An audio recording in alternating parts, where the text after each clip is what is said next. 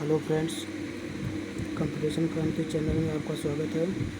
Friends, इस channel पे आपको polytechnic civil engineering fourth semester की क्लास मिलेगी। और इसमें polytechnic civil engineering fourth semester की क्लास के साथ साथ आपको जेई की भी क्लास मिलेगी। और जिसमें हम जो हमारा सिविल इंजीनियरिंग फोर्थ सेमेस्टर में जो जेई का सिलेबस है, जो हमारा पॉलिटेक्निक का सिलेबस है, उसमें अगर जो जेई का मिलेगा तो उसको मैं बताते चलूँगा कि इसमें कौन सा क्वेश्चन है, जो कौन सा टॉपिक है जो जेई में पूछा जाता है। और आज जो हमारा पहला लेक्चर है इरिगेशन इंजीनियरिंग में पहला इंट्रोडक्शन, जो पहला चैप्टर का नाम है इंट्रोडक्शन, उसका हम आज उसकी हम क्लास इसमें देखेंगे। तो सबसे पहले, और इसमें जो जेई की जानकारी है वीडियो के लास्ट में हम बताएंगे कि जेई को कैसे हम पढ़ाएंगे, कैसे क्या उसका सिलेबस है, कैसे उसको हम कवर करेंगे, सारी डिटेल जानने की वीडियो के लास्ट में देंगे। इसलिए आप लोग वीडियो को अंत तक ज़रूर देखिए। चलिए देखते हैं। सबसे पहले हमारा पहला चैप्टर है इंट्रोडक्शन। जो हमारा इंट्रोडक्शन है, इसमें हमारी पहली हेडिंग देखना है।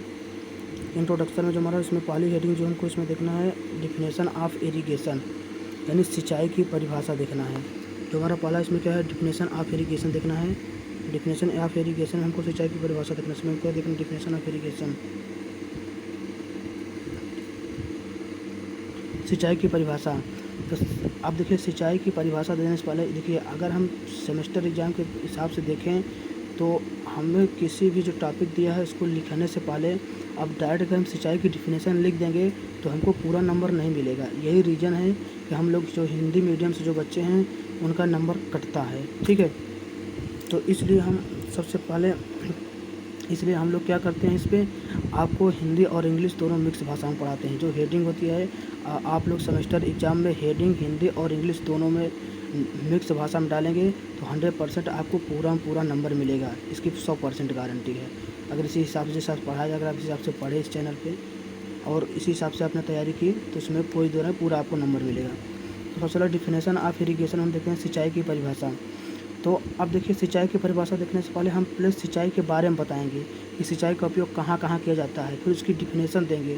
सिंचाई के बारे में सबसे पहले हम देखते हैं सिंचाई का मतलब कि किस प्रकार से होता है, कहाँ कहाँ उपयोग है, फिर उसका मेन डिफिनेशन देंगे, फिर उससे सिंचाई करने से क्या लाभ होता है। तो इससे एग्जामिनर क्या होता है, समझ जाता है कि लड़का पढ़ा लिखा है, जानकार, मतलब उसको बहुत ज़्यादा नॉलेज है, तो वो पूरा नंबर दिया जाता है। अगर आपने डायरेक्ट डिफिनेशन लिख दिया तो सोचा क्वेश्चन बैंक से या विद्या से या बुक से रट के लिख दिया है। तो इसलिए सबसे पहले देखते हैं सिंचाई का संबंध। देखिए, सिंचाई का संबंध इंजीनियरिंग तथा कृषि दोनों क्षेत्र से है। जो हमारा सिंचाई का संबंध होता है हमारे कृषि क्षेत्र से तो हम लोग जानते भी हैं, लेकिन अब हम लोग इंजीनियरिंग कर रहे हैं तो जो सिंचाई का संबंध है इंजीनियरिंग भी क्षेत्र से है। किस प्रकार से है, हम लोग फसलों को पहले पानी देते हैं तो हमारी फसल उगती है। उसी प्रकार से जो हमारा कंस्ट्रक्शन, जो सिविल वर्क होता है, सिविल इंजीनियरिंग में कंस्ट्रक्शन वर्क होता है, जैसे ठीक है, हम कोई बिल्डिंग तैयार करें तो उसको हम तराई करें, जो क्यूरिंग करते हैं वही एक तरह से क्या होता है, हमारे बिल्डिंग को पानी देना है, ठीक है। तो इस एक तरह से सिंचाई ही हुई ना, क्योंकि हम उसके 13 दिन क्यूरिंग करते हैं, तराई करते हैं। उसके बाद हमारा क्या होता है, जो हमारा मकान होता है या जो हमारा प्लास्टर होता है, कंस्ट्रक्शन वर्क पक जाता है, तैयार हो जाता है पूर्ण, और वो क्या करता है, सामर्थ्य ग्रहण कर लेता है। तो वही इसमें हम देख रहे हैं। तो सिंचाई का संबंध इंजीनियरिंग तथा कृषि दोनों क्षेत्र से है। नदियों तथा अन्य जल स्रोत से पानी निकालकर खेतों तक पहुंचाने सिंचाई के अंतर्गत आता है। अब देखिए, अब हम सिंचाई किसी क्या होता है, सिंचाई हम जो है फसलों को भी पानी देते हैं और कंस्ट्रक्शन वर्क को भी पानी देते हैं। और पानी देने का हमारा जो तरीका होता है, नदी से निकालते हैं या कुएँ से निकालते हैं, पंप के माध्यम से, जो हम लोग जो पंप लगाते हैं वो पंप से मशीन वगैरह हो गया, हमारा हो गया, ठीक है। फिर अब देखो, सिंचाई की डिफिनेशन में देखते हैं हम, जो सिंचाई की हमारी जो डिफिनेशन है, सिंचाई की डिफिनेशन में हम देखते हैं सबसे पहले खेतों पर फसलों को उनकी मांग के अनुरूप व्यवस्थित ढंग से पानी देना सिंचाई कहलाता है। जो हमारी फसलें होती हैं, जितनी आवश्यकता है उसी हिसाब से उसको पानी देना क्या होता है, सिंचाई कहलाता है। अब खेतों पर फसलों को उनकी मांग के अनुरूप व्यवस्थित ढंग से पानी देना सिंचाई कहलाता है। अगर आप लोग एक डिफिनेशन इसमें और होती है, सटीक डिफिनेशन, जैसे पौधों को विकास के लिए आर्टिफिशियल तरीके से पानी लगाना इरिगेशन कहलाता है, सिंचाई कहलाता है। यानी कहने का मतलब दोनों की डिफिनेशन एक ही है, ठीक है। वो थोड़ा शॉर्टकट में है, आप लोग दोनों जिसको डिफिनेशन अच्छे लगे लिख सकता है। खेतों पर फसलों को उनकी मांग के अनुरूप व्यवस्थित ढंग से पानी सिंचाई कहलाता है। दूसरी डिफिनेशन है, पौधों के विकास के लिए आर्टिफिशियल तरीके से पानी देना सिंचाई कहलाता है, ठीक है। फिर उसके बाद अब सिंचाई समय क्या लगता है? पौधे की उत्पत्ति एवं बढ़ोतरी के लिए प्रारंभ में तथा निश्चित अंतराल पर उचित मात्रा में पानी की आवश्यकता पड़ती है। जब वर्षा अथवा बाढ़ से पानी से खेती की जाती है तो यह बरसाती फसल कहलाती है। यानी कहने का मतलब, जब बाढ़ से खेती की जाती है, जब पानी बरसता है तो बरसाती फसल हमारी कहलाती है, जिसे हम रेन ग्रोन क्रॉप कहते हैं। जब नहर अथवा नलकूप से सिंचाई की जाती है तो इसे हम सिंचित फसल या इरीगेटेड क्रॉप कहते हैं। यानी जब हम लोग अपने से हैंडपम्प लगा, जब हम लोग पंप लगा कर, जो होता है हैंडपम्प नहीं, पंप लगा के जिससे मशीन वगैरह से जब पानी देते हैं तो वो क्या होता है हमारा, वो हमारा कहते हैं इरीगेटेड क्रॉप होता है, यानी सिंचित फसल। ठीक है, नलकूप से इसे सिंचित फसल कहते हैं। अब जो हमारा जो अगला है नेसेसिटी ऑफ इरीगेशन, यानी सिंचाई की आवश्यकता। सिंचाई की आवश्यकता क्यों है, इसको हमको देखना है। ठीक, तो जो सिंचाई की आवश्यकता है इसको हमको देखना है। तो इसमें हमारा जो सिंचाई की आवश्यकता है अब फसलों को बीजों के अंकुरण से लेकर पौधों की उत्पत्ति, बढ़ोतरी तथा पकने तक निश्चित अंतराल पर उचित मात्रा में पानी की आवश्यकता पड़ती है। यानी जो फसल होती है हमारी, इसको फसल को बीज को जब बोते हैं तो अंकुरित होती है। उसके बाद हमारे जो होते 10 से 15 दिन 25 दिन में हमारा फसल वो कहती है, उसमें अंकुरण के बाद जो हमारे निकलते हैं, स्रोत निकलते हैं अंकुरण से लेकर, फिर उसकी पौधे की उत्पत्ति एवं बढ़ोतरी के लिए जो हम पानी देते हैं, पानी की आवश्यकता पड़ती है, हमें फसल सूख जाएगी और पूरी तरह से फिर क्या मुरझा जाएगी। तो इसीलिए फिर अब हमारा यदि फसलों को समय पर सुनिश्चित ढंग से पानी नहीं मिला पाता है तो खेती सूख जाती है। जाहिर सी बात है, यदि कोई भी फसल है, यदि हमको समय पर पानी नहीं देंगे तो हमारी खेती सूख जाएगी, उसमें कोई दो राय नहीं है, ये नॉर्मल सी बात है, आप सबको पता होगा। तो खेती सूख जाती है। कुछ फसलें कम पानी से ही संतुष्ट हो जाती हैं और कुछ फसलें को अधिक पानी की आवश्यकता पड़ती है। जैसे हमारी ठीक है खरीफ की फसल है, ठीक है खरीफ फसल में जैसे धान है, तो कुछ जो हमारी जो धान होती हैं कुछ 60 दिन में तैयार हो जाती है, यानी जिसको हम लोग कहते हैं साठा कहते हैं। कुछ 90 दिन में होती है, कुछ 120 दिन में तैयार होती हैं। ये जो बता रहे हैं खरीफ फसल बता रहे हैं, जो जुलाई अगस्त में सितंबर में बोई जाती है। ठीक है, तो रोपाई की जाती है धान, आप लोग सभी लोग जानते होंगे। तो इसलिए कि ये जो फसल होती है, जो हमारी फसल 60 दिन में तैयार होगी, उसकी उपज हमारी बहुत कम होगी। यानी जो हमारी फसल तैयार होगी 5 से 6 कुंटल प्रति बीघे के हिसाब से होगी। लेकिन जो हमारी फसल 120 दिन में तैयार होगी तो उसको हमको पानी देना पड़ेगा। पानी देने के लिए हमको हैंड पम्प, वो जो हमारा पंप के माध्यम से उसको हम पानी लगाएंगे, तो वो जो हमारी फसल होती है उसकी उपज क्या होगी, हमारे 20 से 25 कुंटल होगी। तो ये फ़र्क होता है। ठीक, फिर क्या बताया, अतः वर्षा पर पूर्णतः निर्भर होकर खेती करना लाभप्रद नहीं है। वर्षा समय पर पर्याप्त मात्रा में होने की कोई गारंटी नहीं है। सही बात है, यानी अगर हम पूर्ण रूप से वर्षा पर निर्भर करें तो हमारी जो 120 दिन की फसल है वो तो सूख जाएगी, जाहिर सी बात है। इसलिए हमको वर्षा पर पूर्णतः निर्भर नहीं रहना है। देश में मुख्यतः जून से सितंबर तक 4 महीने में ही वर्षा होती है तथा वर्षा का शेष भाग सूखा रहता है। यानी जो हमारी बारिश होती है जून से स्टार्ट होती है, सितंबर तक लगभग कंटिन्यू बारिश होती है। उसके बाद कभी बारिश होती है, कभी तूफान आता है, कभी नहीं होती है। तो वह चीज़ में किया गया है। फिर उसके बाद हमारा जो इसलिए अधिक पानी चाहने वाली तथा नकदी फसल, जो नकदी फसल होती है उसको इंग्लिश में कैश क्रॉप कहते हैं, वो उगाने के लिए तथा देश की खाद्यान्न स्थिति सुदृढ़ बनाने के लिए व्यवस्थित ढंग से सिंचाई की आवश्यकता पड़ती है।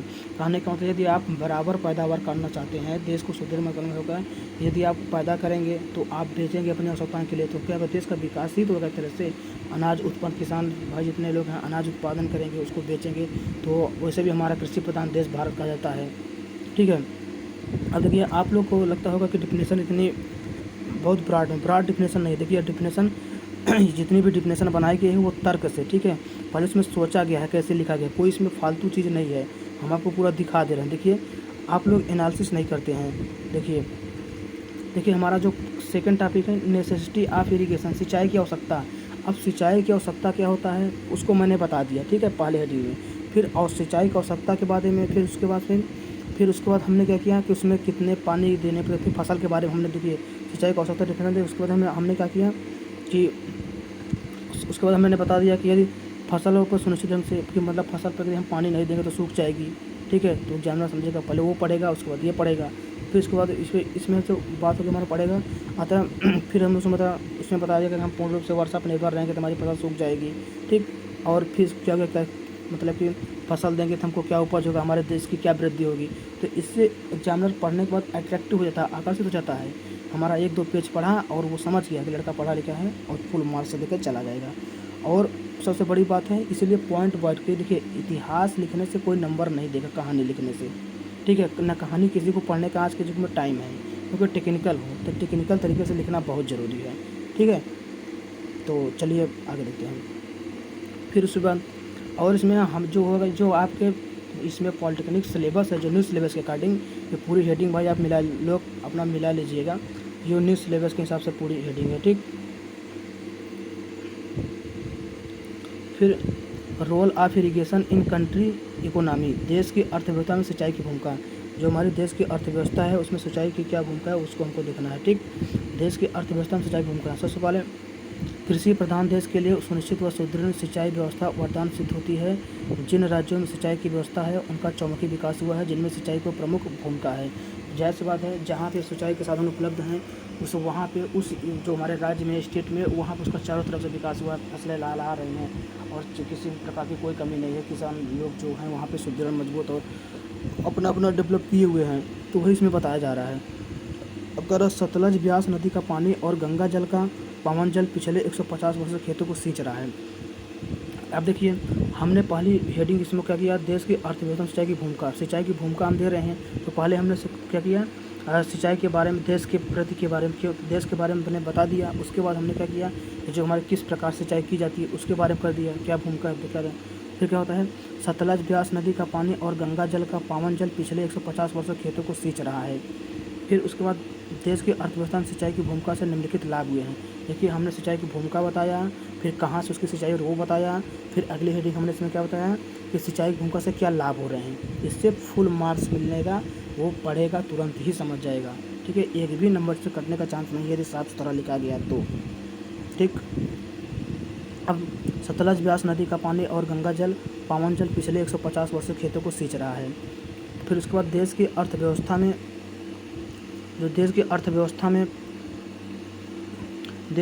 में सिंचाई की भूमिका से निम्नलिखित लाभ। पहला, अन्न उत्पादन में बढ़ोतरी हुई है। जाहिर सी बात है, यदि हम लोग क्या करेंगे, देश की अर्थव्यवस्था में पहली बात तो अर्थव्यवस्था जो हमारी होगी, सिंचाई अगर अच्छे से होगी तो हमारी जो अनाज का उत्पादन बढ़ जाएगा।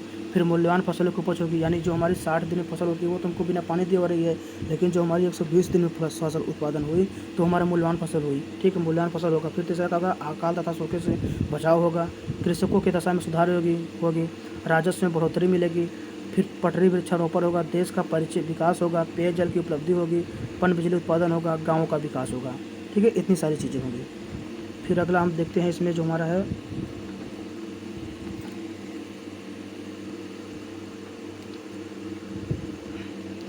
आप लोग क्या करिए कि हमारे साथ ही नोट्स आप लोग बनाते चलिए, ठीक है। इसमें पूर्ण 100% प्योर है, कोई एरर नहीं है इस नोट्स में।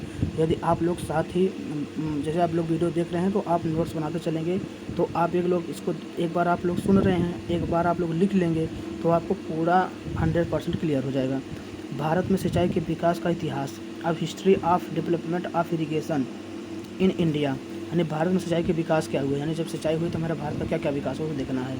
अब फिर उनका भारत, मिस्र और चीन में पुराने समय से ही लोगों को फसल की सिंचाई का ज्ञान था। यानी हमारे जो पहले जो मिस्र देश थे, भारत देश थे, कई यूनानी देश थे, उनको पहले से ही, यानी करोड़ों अरबों वर्षों से, मतलब पहले से जो सिंचाई का जो कहते हैं, एक तरह से हम कह सकते हैं जो मॉडर्न हिस्ट्री, मतलब जो मॉडर्न हिस्ट्री थे, प्राचीन भारत से ही लोग क्या करते सिंचाई करते थे, ठीक है, उनको सिंचाई का ज्ञान था। अब क्या होता है, भारतवासी प्राचीन काल से ही फसलों की सिंचाई करते थे आ रहे हैं, परंतु उस समय पर जनसंख्या कम होने तथा आधुनिक सिंचाई विज्ञान व साधन उपलब्ध न होने के कारण वह लोग अधिकतर वर्षा तथा बाढ़ के ऊपर निर्भर करते हैं। क्योंकि देखिए, उस समय सिंचाई की इतनी व्यवस्था नहीं थी, इतना जो हमारा देश है इतना डेवलप नहीं हुआ था, ठीक है। जो आज के ज़माने में जितना डेवलप किया है, जितना हमारा जो प्रोग्रेस किया है, उतनी उस समय प्रोग्रेस नहीं थी, इतने सिस्टम नहीं थे, इतने इंजन नहीं थे, इतने होंडा नहीं थे, सिंचाई करने के साधन नहीं उपलब्ध थे। तो लोग क्या करते थे, चलो ठीक है, देखते हैं, अगर वर्षा हुई, जो मिल गया खाने पीने के लिए, उसमें काम चल जाएगा। उससे क्या देश की अर्थव्यवस्था थोड़ी ना सुधार होगी, देश कम, उससे क्या होगा, कम अनाज उत्पादन होगा, लोग भुखमरी की समस्या बढ़ेगी, लोग क्या करेंगे, बेरोजगार होंगे। तो वही चीज़ में बताया गया है।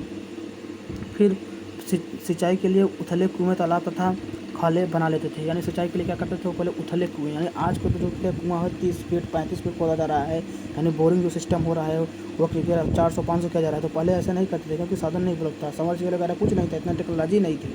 तो क्या करते थे वो लोग, उथले कुएं बनाते थे, यानी थोड़ा गड्ढा, जो पहले हम लोग गड्ढा कहते हैं, वो थोड़ा सा गड्ढा पोल खोदते थे, मतलब थोड़ा सा गड्ढा चौकोर टाइप में खोदते थे। उसमें क्या करते थे, पलड़े से या मतलब होता है अपना लगा के 2 लोग या बाल्टी से पानी उलचते थे, वो उसका करके खेतों में नाली बना के सींचते थे, उस हिसाब से करते थे। फिर ऋग्वेद में कूप, रहट, नहर, कृत्रिम जलाशय का उल्लेख है। देखिए जो ऋग्वेद है, देखिए अब यहाँ पे जैसे हमारा देखिए अगर हिस्ट्री के माध्यम से हम देखें, जो हमारा जनरल साइंस है उसमें एक क्वेश्चन ये बनता है जेईई में कि सबसे पुराना वेद क्या है, तो सबसे पुराना वेद क्या है, तो ऋग्वेद है। अब जब ऋग्वेद है, अब बात आती है वेद कितने प्रकार से होते हैं। वेद 4 प्रकार के होते हैं, मतलब ऋग्वेद, सामवेद, अर्थवेद, यजुर्वेद। ठीक है, आप लोग कहीं भी एक कॉपी में इसको लिख लीजिएगा, जिसको पता होगा बहुत अच्छी बात है, जिसको नहीं पता है ये छोटी छोटी बात आप लोग लिखते जाइए। ठीक है,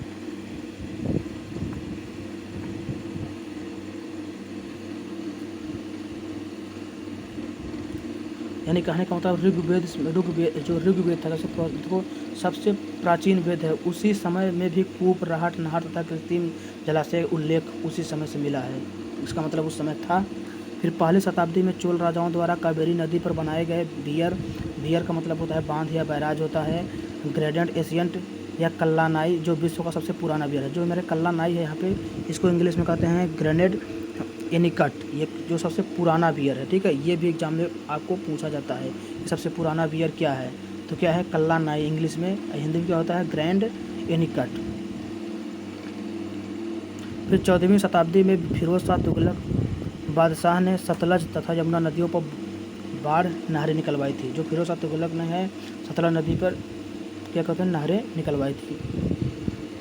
फिर मुग़ल सम्राट अकबर ने हिसार नहर हरियाणा का पुनरुद्धार कराया था और शाहजहां ने बारी दोआब, ब्यास, रावी नदी नहरों का निर्माण कराया था, परंतु उस समय नहरों में पानी की नियंत्रित करने के लिए कोई भी अस्थायी व्यवस्था या पक्का निर्माण नहीं किया जाता था। जैसे आजकल क्या होता है, हम लोग को डैम वगैरह बनाते हैं, या जो क्या कहते हैं डैम बना दिए वहाँ पे, या बियर बना दिए, बैराज वगैरह बना दिए पानी को रोकने के लिए। तो जो पहले क्या होता है, पहले मिट्टी से ही उसको बनाया जाता था। ठीक है, उसमें क्या करते थे पहले, मतलब वो पोल खोद के उसमें लकड़ी या किसी के सहारे लगा के गड्ढा खोद के उसमें एक प्रकार का सपोर्ट दिया जाता था, और उसमें क्या करता था एडजस्ट करते थे लकड़ी के पटरे वगैरह लगा के, पुआल वगैरह जो हमारे पियरा होता है जो कहते हैं, उसको लगा के बनाया था। तो वो एक प्रकार का अस्थायी व्यवस्था थी। अब क्या होता है, अब तो पक्का होता है, सीमेंट से लगा के बना दिया गया, कोई दिक्कत नहीं थी। तो वही कह रहा है, तो पहले वो अस्थायी व्यवस्था थी। सन 1607 में राजस्थान के राजा शिव सिंह ने पहला जलाशय का निर्माण, जो पहला जलाशय का निर्माण हुआ था सन 1607 ईस्वी में हुआ था। तो ये सब चीज़ें आप लोगों को ध्यान रहनी चाहिए। सन 1607 ईस्वी में राजस्थान के राजा शिव सिंह ने पहला जलाशय का निर्माण कराया था। ये जो इसमें हम बताते चल रहे हैं तो आप लोग इसको नोट करें। सन 1847 में पश्चिमी यमुना नहर का निर्माण हुआ था। सन 1854 ईस्वी में ऊपरी गंगा नहर, पूर्वी यमुना नहर तथा सन 1880 में निचली गंगा नहर बनाई गई थी।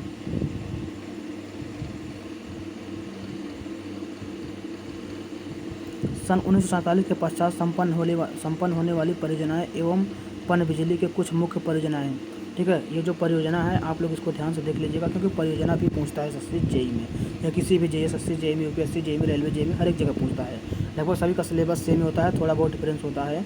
अगर आप लोग जब कहेंगे तो हम सिलेबस भी बता देंगे उसका। ठीक है, अब देखिए सबसे पहले नागार्जुन सागर परियोजना, जो नागार्जुन, अब इसमें देखो नागार्जुन सागर परियोजना आंध्र प्रदेश राज्य में है।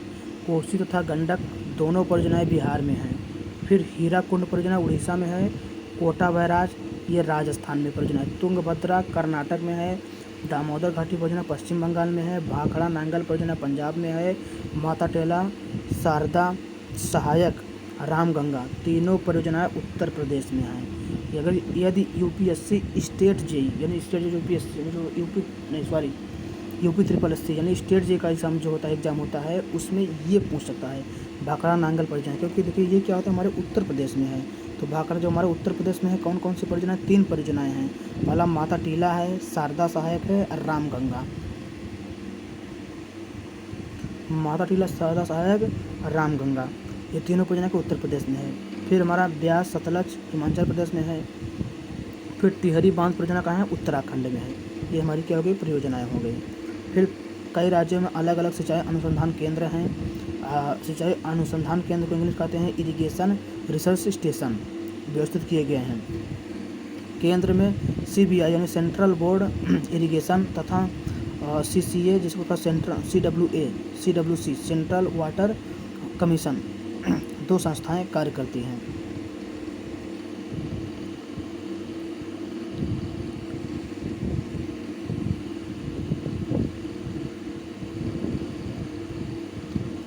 फिर सिंचाई परियोजना तथा सिंचाई, जो हमारा अगला टॉपिक इसमें क्या है, सिंचाई परियोजना तथा सिंचाई निर्माण, irrigation project and irrigation work, यानी इरिगेशन हमारा जो सिंचाई का प्रोजेक्ट क्या है और उसका वर्क क्या है वो देखना है।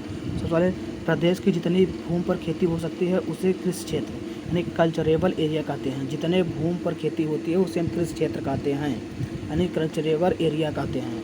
फिर अगला पॉइंट, कृषि क्षेत्र में जो भूमि नहरी पानी से सिंचित होती है उसे नहर सिंचित क्षेत्र या कैनाल इरिगेटेड लैंड कहते हैं। लैंड माने भूमि होती है, क्षेत्र होता है, ठीक है, तो कैनाल इरिगेटेड लैंड कहते हैं।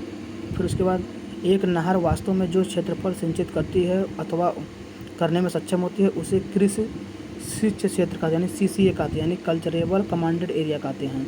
एक नहर वास्तव में जो क्षेत्रफल सिंचित करती है अथवा करने में सक्षम होती है उसे क्या कहते हैं, कृषि सिंचित क्षेत्र या CCA, यानी क्या होता है, कल्चरेबल कमांडेड एरिया कहते हैं। कृषि सिंचित यानी क्षेत्र जो है CCA है के आधार पर सिंचाई परियोजना निम्न श्रेणी में बांटा गया है। अब क्या है, अब ये कौन कौन से परियोजनाएं हैं, देखिए पहला क्या है, मेजर इरिगेशन प्रोजेक्ट के बारे में बताना है। फिर वर्क के बारे में, मेरी जो हमारा क्या है मेजर इरिगेशन प्रोजेक्ट है, यानी इसका मतलब बड़ी सिंचाई परियोजना। अब देखिए बड़ी सिंचाई परियोजना क्या कहते हैं, इसका क्या है, कुछ कंडीशन है। पहला, जब कृषि क्षेत्र यानी CCA इसका जो क्षेत्रफल हमारा होगा 10,000 हेक्टेयर से अधिक होगा तो क्या होगा, हमारा मेजर इरिगेशन प्रोजेक्ट होगा। जब CCA का क्षेत्र हमारा 10,000 हेक्टेयर से अधिक होगा तो उसको हम क्या कहेंगे, मेजर इरिगेशन प्रोजेक्ट कहेंगे, ठीक है। अब हम इसमें देखिए, अब जो हमारा क्या है, ये हेक्टेयर है, एक हेक्टेयर में 10 की पावर 4 स्क्वायर मीटर होता है। स्क्वायर मीटर का मतलब होता है कि उतना है जो उसकी लंबाई उसकी चौड़ाई के बराबर होगी, ठीक, ये चीज़ हो गई। फिर उसके बाद हमारा मीडियम इरिगेशन प्रोजेक्ट, मध्यम सिंचाई परियोजना। और जो हमारा जिसका क्षेत्रफल 10,000 से अधिक होगा तो हमारा मेजर हो गया, और जिसका क्षेत्रफल हमारा क्या होगा 200 से 10,000 के बीच में होगा, ठीक है। जब कृषि सिंचित क्षेत्र यानी CCA जो हमारा होगा 2,000 से 10,000 हेक्टेयर के बीच में होगा तो हमारा क्या होगा, मीडियम इरिगेशन होगा। और फिर उसके बाद हमारा जो माइनर इरिगेशन यानी लघु सिंचाई परियोजना है, इसका क्षेत्र हमारा क्या होगा, CCA 2,000 से कम होगा, यानी 2,000 से 10,000 के जो बीच रहेगा तो हमारा मीडियम इरिगेशन होगा, और 2,000 से हमारा जब कम रहेगा तो माइनर यानी लघु। अब देखिए अब क्या होता है, देखिए जो इसमें टॉपिक वाइज जो हमारा JEE का सिलेबस है जितना हो रहा है, ठीक है, जितना 4th सेमेस्टर में, और देखिए सब जो 4th सेमेस्टर जो टोटल सिलेबस है पूरा तो कवर नहीं होगा, पूरा तो कवर नहीं हो पाएगा, लेकिन जो इसमें जिसमें अगर हमको वीडियो मतलब कि जो हमारा डिप्लोमा के सिलेबस के हिसाब से जो आएगा, जो SSC JEE को है तो उसको हम बता देंगे। बाकी जो बचता है उसकी हम वीडियो अलग से बनाएंगे। जैसे ही हमारा चैप्टर समाप्त होगा, चैप्टर के जस्ट बाद उस चैप्टर से रिलेटेड, यानी जैसे हमारा पहला चैप्टर इंट्रोडक्शन में है तो इंट्रोडक्शन चैप्टर में जितना SSC JEE पूछा जाता है उसकी वीडियो आपको अलग से मिलेगी आप लोगों को। मतलब उसे पहला चैप्टर समाप्त होने के बाद जो उसमें डिप्लोमा के सिलेबस में आया जो हेडिंग, उसको तो कवर कर देंगे, उसको तो वहीं बता देंगे। बाकी जो हेडिंग आपके डिप्लोमा के सिलेबस में नहीं दिया गया है, SSC JEE के या JEE के सिलेबस में है या UPSSC JEE के सिलेबस में है, उस चैप्टर को उसी ही बगल हम क्या करेंगे, उसको एडजस्ट कर देंगे, ठीक है। तो आप लोग पूरा वीडियो देखिएगा, जो भी न समझ में आए कमेंट कीजिएगा, और आप लोग वीडियो को लाइक कीजिए और चैनल को सब्सक्राइब कीजिए, ठीक है, ताकि हमको मोटिवेशन मिल सके। हम तो काम कर ही रहे हैं अपना। Thank you for watching video.